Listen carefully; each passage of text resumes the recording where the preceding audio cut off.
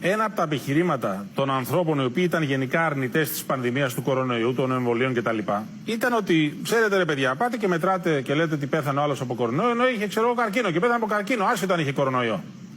Με την αλλαγή αυτή τώρα δεν ερχόμαστε να νομιμοποιήσουμε αυτή τη λογική? Ξεκαθαρίζω τη θέση μου ότι ήμουν κάθετα αντίθετη από την αρχή και το είχα πει να γίνεται η καταγραφή έτσι. Ήταν η εισήγηση επιτροπής, από εκεί και πέρα δεν γνωρίζω ποια ήταν η επιτροπή για να σας πω και την αλήθεια. Από εκεί και πέρα τη στιγμή που αποφασίστηκε έτσι, συνεχίσαμε στο νοσοκομείο να κάνουμε αυτό το πρωτόκολλο. Μετά από 2 χρόνια, να θυμόμαστε τώρα να αλλάξουμε το πρωτόκολλο δεν έχει νόημα.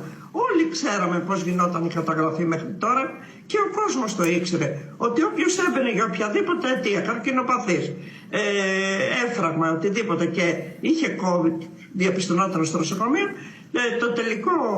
η τελική ετικέτα μάλλον που βάζαμε ήταν COVID. Αυτό για μένα ήταν λάθος από την αρχή. Το είχαμε επισημάνει. Νομίζω δεν έχει νόημα να κάνουμε να το συζητάμε τώρα και να λέμε τα ίδια και τα ίδια. Γιατί τώρα σκεφτήκανε να αλλάξουν το πρωτόκολλο, νομίζω δεν έχει νόημα. Ή πρέπει να προχωρήσουμε όπως ήμασταν μέχρι τώρα έτσι, γιατί αυτή η καταγραφή είχε γίνει.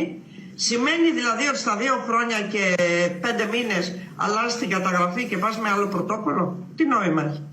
Προφανώς, δεν ξέρω και τι μηνύματα στέλνει στον κόσμο, αλλά εγώ καταλαβαίνω ότι αν από τη στιγμή που αλλάζει το πρωτόκολλο και δέχεσαι κάποια νέα δεδομένα, θα πρέπει να αναθεωρήσει και τα στοιχεία που έχει κατά το παρελθόν. Δηλαδή, όταν μιλάς ότι ξέρω εγώ είχαμε τόσους χιλιάδες νεκρούς στη χώρα μας, θα πρέπει να βάλεις σε αυτές τις περιπτώσεις τα νέα δεδομένα. Αυτό θα μειωθεί. Ακριβώς, να ξεκινάμε τώρα και να ξαναλέμε ότι τα στοιχεία που είχαμε για τον προηγούμενο αριθμό εδώ και 2 χρόνια και δεν ήταν 1 μήνας, δεν ήταν 2. Μιλάμε τώρα πάνω από 2 χρόνια.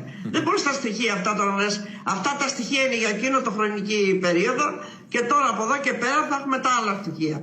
Θεωρώ ότι είναι λάθος η καταγραφή. Ήταν λάθος από την αρχή η εισήγηση να τηρηθεί αυτό το πρωτόκολλο.